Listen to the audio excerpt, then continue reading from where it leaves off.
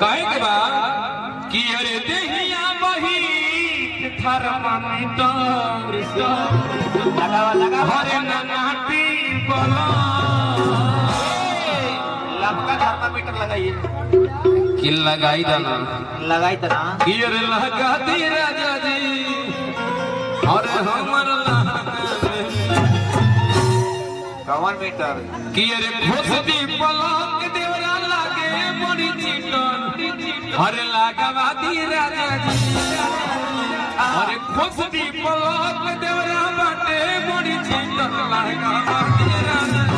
लगावा दी राजा हमारा लहंगा दे हमारा लहंगा बेबी लगा दी राजा जी